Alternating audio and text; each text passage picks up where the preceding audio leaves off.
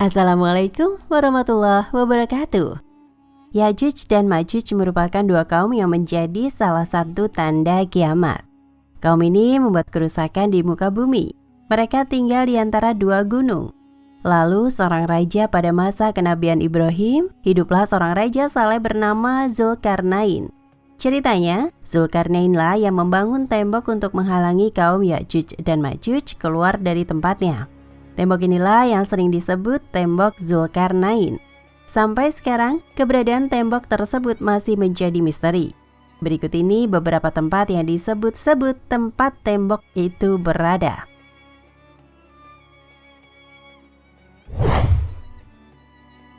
Sekitar 50 km di utara Beijing, ada sebuah desa di kaki bukit bernama Badaling. Dari tempat ini, para turis atau wisatawan dari berbagai belahan dunia memasuki pintu gerbang menuju tembok besar Cina, The Great Wall. Pemandangan dari atas tembok sangat indah. Tembok sepanjang 6.000 km itu konon bisa terlihat dari bulan. Banyak orang menyangka itulah tembok yang dibuat oleh Zulkarnain, seperti yang diterangkan dalam surat Al-Kahfi. Syekh Hamdi bin Hamzah Abu Zaid, seorang penulis dan peneliti tentang tembok Zulkarnain, meyakini bahwa tembok yang dibangun Zulkarnain adalah tembok Cina tersebut. Hal itu kemudian dituangkannya dalam sebuah buku yang telah diterjemahkan ke dalam bahasa Indonesia dengan judul Mengungkap Misteri Perjalanan Zulkarnain ke Cina. Munculnya Yajuj dan Majuj di Asia. Buku ini diterbitkan pada Maret 2007 lalu. Dalam bukunya, Syekh Hamdi sangat yakin dan tanpa ragu menyatakan bahwa tembok Cina adalah tembok yang dibangun Zulkarnain. Ia kemudian menyebutkan secara detail penelitian dan bukti-buktinya. Namun jika dilihat secara fisik, terdapat perbedaan yang sangat jelas antara tembok yang dibangun Zulkarnain dengan tembok Cina. Pertama, tembok Cina terbuat dari susunan batu bata. Sedangkan dalam Al-Quran disebutkan tembok Zulkarnain terbuat dari tumpukan besi yang kemudian dicampur dengan tembaga. Kedua, tembok Cina dibangun secara bertahap selama ratusan tahun dari berbagai dinasti yang memerintah Cina, di antaranya dinasti Han dan Ming. Sementara itu penjelasan Al-Quran, tembok yang dibangun oleh suku bangsa yang meminta pertolongan kepada Zulkarnain. Dan setelah selesai, Zulkarnain menyatakan bahwa tembok itu tidak akan bisa dilewati dan dilubangi oleh Yajuj dan Majuj. Ketiga, dalam Al-Kahfi ayat 86, ketika bertemu dengan suatu kaum di barat, Allah berfirman kepada Zulkarnain yang memerintahkan terserah kepadanya mau diapakan kaum itu. Artinya, Zulkarnain mendapatkan wahyu dari Allah, sedangkan para raja Cina tidak. Dengan demikian, apakah benar tembok Cina itu disebut sebagai tembok yang dibangun Zulkarnain? Berbeda dengan penjelasan Syekh Hamdi bin Hamzah Abu Zaid, Abdullah Yusuf Ali dalam tafsir The Holy Quran menulis bahwa di distrik Hisar, Uzbekistan, sekitar 240 km di sebelah tenggara Bukhara, ada celah sempit di antara gunung-gunung batu. Letaknya di jalur utama antara Turkistan ke India dengan ordinat 38 derajat N dan 67 derajat E. Tempat itu kini bernama Buzgol Khana dalam bahasa Turki, tetapi dahulu nama Arabnya adalah Bab al-Hadid. Orang Persia menyebutnya Dar-i Ahani. Orang Cina menamakannya Tiemen Quan. Semuanya bermakna pintu gerbang besi. Hasil foto satelit pada ordinat itu sudah tidak ditemukan lagi tembok atau pintu besi tersebut. Namun seorang pengembara Cina, Hyo Wenxiang, pada abad ke-7 pernah melewati pintu berlapis besi saat melakukan perjalanan ke India. Dan tidak jauh di tempat tersebut terdapat sebuah danau yang dinamakan Iskandar Kul.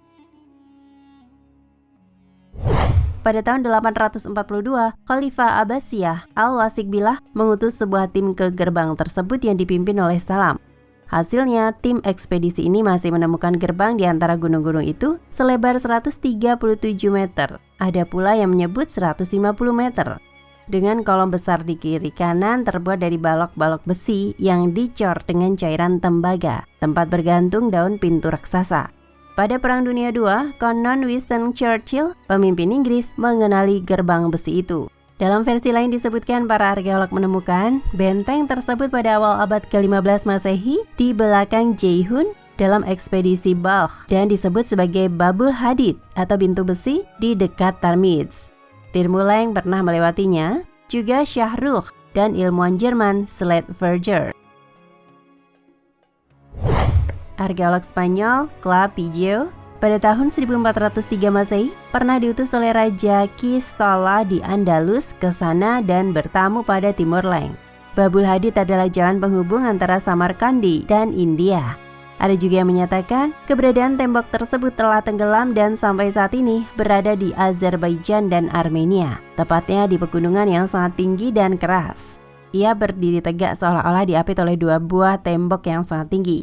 Tempat itu tercantum pada peta-peta Islam ataupun Rusia, terletak di Republik Georgia. Asy-Syarif Al-Idrisi dalam bukunya Nuzhat al-Mushtaq fi Ikhtirak al-Afaq menegaskan hal itu melalui riwayat penelitian yang dilakukan Salam, utusan Khalifah Al-Wasik Billah atau Abbasiyah.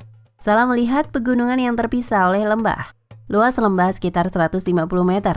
Lembah itu ditutup tembok berpintu besi sekitar 50 meter.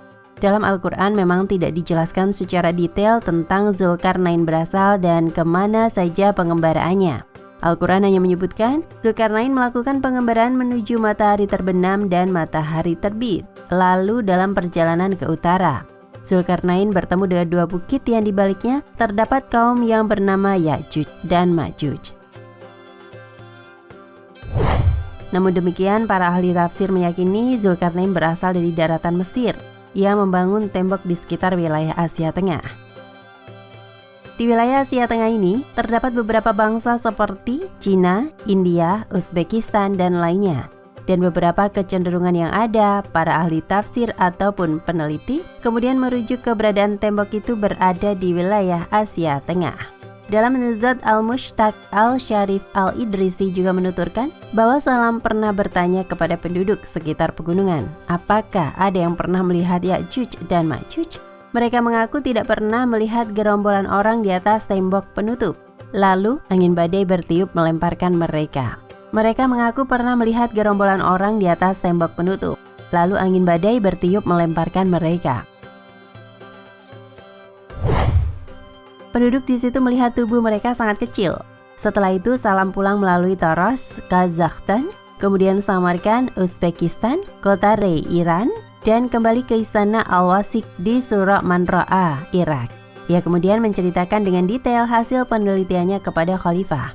Kalau menurut penuturan Ibnu Battuta dalam kitab Rahlat Ibnu Battuta, pegunungan Ya'juj dan Ma'juj berada di sekitar perjalanan 6 hari dari Cina.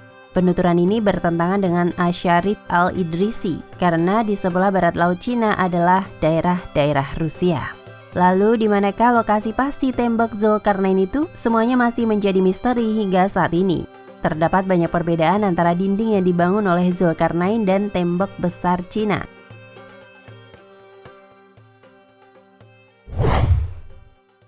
Satu, dinding itu dibangun oleh Zulkarnain untuk menahan serangan Ya'juj dan Ma'juj. Sedangkan tembok besar Cina dibangun oleh para kaisar Cina untuk melindungi kerajaan mereka. 2. Bahan baku dinding Ya'juj dan Ma'juj sebagaimana yang disebutkan dalam Al-Quran adalah besi dan tembaga. Sedangkan bahan baku tembok besar Cina adalah batu bata dan perekat. 3. Dinding Ya'juj dan Ma'juj dibangun antara dua gunung untuk menutup mulut lembah yang menjadi satu-satunya jalan di antara keduanya. Sedangkan tembok besar Cina dibangun di puncak-puncak gunung untuk menutup banyak jalan dan memanjang ribuan mil dari timur sampai barat Cina. 4. Dinding Ya'juj dan Ma'juj tidak dapat ditembus kecuali atas kehendak Allah di akhir zaman nanti. Sedangkan tembok besar Cina sudah rapuh dan ambruk di beberapa titik, sehingga orang-orang pun bisa keluar masuk melalui bagian-bagian yang ambruk itu. Beberapa bagiannya bahkan dirusak oleh tangan-tangan manusia. Siapa Ya'juj Ma'juj? Kemunculan mereka memang berperan untuk menciptakan kekacauan dan kerusakan dengan takdir yang telah ditetapkan oleh Allah Subhanahu wa Ta'ala. Hal tersebut sudah menjadi ciri khas mereka yang bahkan tidak lagi memiliki waktu untuk beribadah. Mereka digambarkan sebagai kaum yang menghabiskan waktunya untuk mengumpulkan kekayaan, merusak sumber daya alam, tidak pandai bersosialisasi, dan tidak pintar dalam ilmu pengetahuan. Ketika melewati danau, airnya akan diminum hingga habis. Ketika bertemu manusia, ia akan membunuhnya. Ia tidak akan puas dalam hal apapun. Ahli tafsir Imam Ahmad memberikan gambaran mengenai kemunculan Ya'juj dan Ma'juj sebagai pertanda hari kiamat. Mereka akan turun dari gunung layaknya air bah yang mengalir dengan deras. Dari Muhammad bin Bashar, dari Ibnu Harmalah dan bibinya mengatakan, Rasulullah SAW pernah berkhutbah mengenai karakteristik yang dimiliki oleh kaum Ya'juj dan Ma'juj. Beliau bersabda, "Kalian mengatakan kalian tidak punya musuh, kalian tetap akan melawan musuh kalian, sehingga keluar Ya'juj dan Ma'juj yang bermuka lebar, bermata sipit, bersosok atau berkulit kuning, akan turun dari setiap perbukitan, seakan wajah mereka rata bagai permukaan palu." Hadis riwayat Imam Ahmad. Dikisahkan dalam buku yang sama dan bersumber dari sejumlah dalil, kaum ini sudah ada sebelum masa Rasulullah SAW. Menjelang wafatnya Nabi Nuh alaihissalam, seluruh anaknya dipanggil oleh Nabi Sulaiman alaihissalam. Namun dua anaknya yang bernama Ham dan Yafits tidak memenuhi panggilan tersebut. Yafits memilih untuk berhubungan intim dengan istrinya hingga membuat Allah Subhanahu wa Ta'ala menurunkan ganjaran pada mereka. Yafits dan istri pun memiliki keturunan yang bernama Sanaf. Namun terlihat keganjilan dalam sosok Manaf ketika ia mulai tumbuh besar. Anak inilah yang kemudian disebut dengan Ya'juj dan Ma'juj.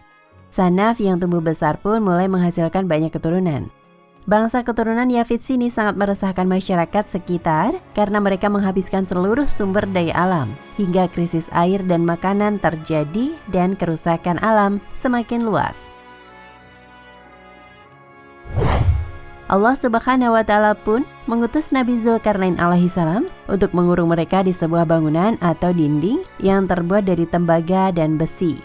Masyarakat sekitar pun diminta untuk meninggalkan wilayah tersebut oleh Nabi Zulkarnain.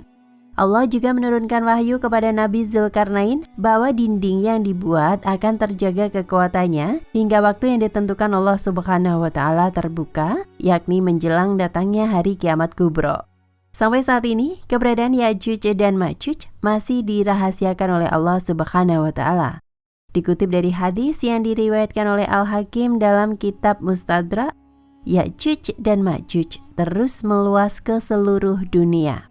Namun kuasa Allah Subhanahu wa Ta'ala telah membentengi keberadaan mereka dari kita. Hingga waktu yang tepat ketika salah seorang pemimpin mereka mengatakan kata kunci insya Allah, maka terbukalah dinding yang mengurung Ya'juj dan Ma'juj. Wallahu a'lam bishawab. Nah pemirsa Ensiklopedia Al-Fatih, sampai di sini perjumpaan kita kali ini. Semoga menginspirasi.